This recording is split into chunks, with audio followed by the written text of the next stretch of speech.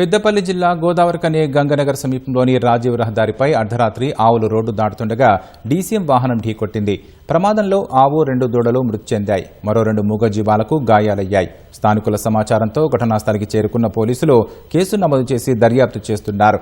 మూగజీవాల మృత్యువాత పడడంతో రైతులు ఆవేదన వ్యక్తం చేశారు. తమకు పరిహారం చెల్లించాలని డిమాండ్ చేశారు.